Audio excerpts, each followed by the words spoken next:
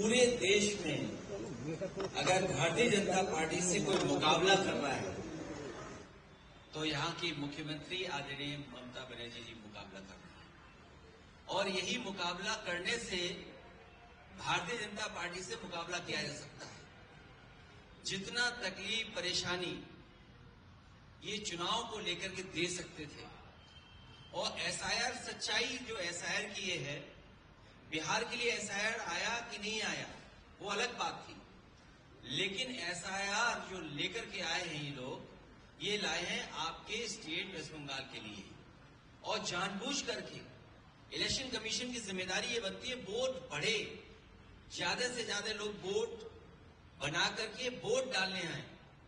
लेकिन पहली बार ये देखने को मिल रहा है कि election commission, Bharatiya Janata party SIR के बहाने एनआरसी कर करके आम जनता को परेशान कर रहे हैं, और उनका लक्ष्य है कि ज्यादा से ज्यादा वोट यहां पर काट दें, जबकि उनकी जिम्मेदारी है वोट बढ़ाना, उनकी मदद करना, वोटर्स की मदद करना।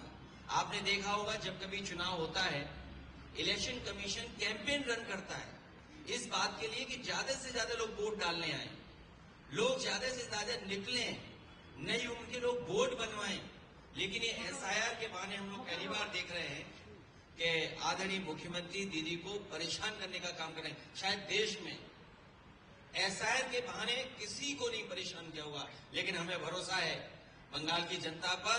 यहाँ की जनता अपनी दीदी के प्रति जो प्यार लगाव है वो उन्हें यहाँ से मुख्यमंत्री बनने जा रहे हैं। बीजेपी की लड़ाई जो वो है वो हारने की लड़ाई है उनकी। वो सोचते हैं कि इज्जत से हार जाएं, इज्जत से हारना चाहते हैं, लेकिन यहाँ की जनता हराएगी। और हमें उम्मीद है कि सेकुलर फोर्सेस और जो हम भाईचारा एक दूसरे से मिलकर के चलते हैं, जो हमारे देश की पहचान है, ये हमारे देश के सेकुलरिज्म से खिलवाड़ कर रहे हैं। और वो भी इलेक्शन कमीशन से मिलकर, जो कॉन्स्टिट्यूशनल बॉडी है। यहां तो हो ही रहा है, लेकिन उत्तर प्रदेश में इससे ज्यादा वोट काटने का काम कर रहे हैं। मुझे खुशी है कि दीदी ने ईडी को हरा दिया, और Bharatiya Janata party pen drive का पेन नहीं भूल पा रही है।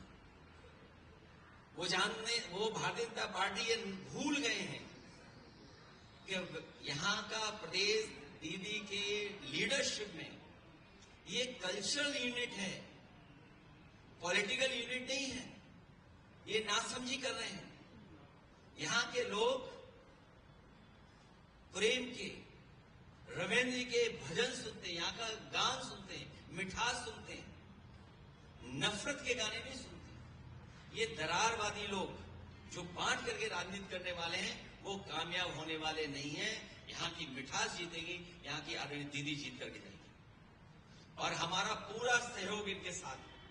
अखिलेश जी, एक ही बात है, आप लोगों ने सब वोट चोरी के ऊपर चिल्लाया है, आप लोगों ने बात किया, आवाज उठाए। एसआईआर को कहेंगे कि डेमोक्रेसी की हत्या किया जा रहा है एसआईआर के माध्यम से। एसआईआर एनआरसी था, क्योंकि कई लोगों को नागरिकता साबित करनी पड़ी। अभी तक तो हम वोट चोरी की बात कर रहे थे, लेकिन मैं बधाई देना चाहता हूं दीदी को कि जिन्होंने डिजिटल डकैती को बचा लिया। सोचिए, डिजिटल डकैती की उन्होंने, वो क्या हासिल करना चाहते हैं? आपकी जो डेटा है उसको हासिल करना चाहते हैं।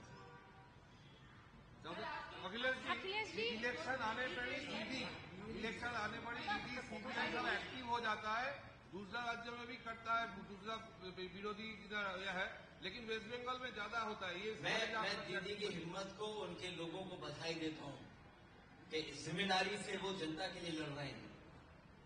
और ये ED, CBI, income tax BJP के साथ चलता है। बीजेपी का एक संगठन है ये, जहां बीजेपी को लगता है कि इसको आगे करके लड़ा जा सकता है, वो आगे करके लड़ते हैं।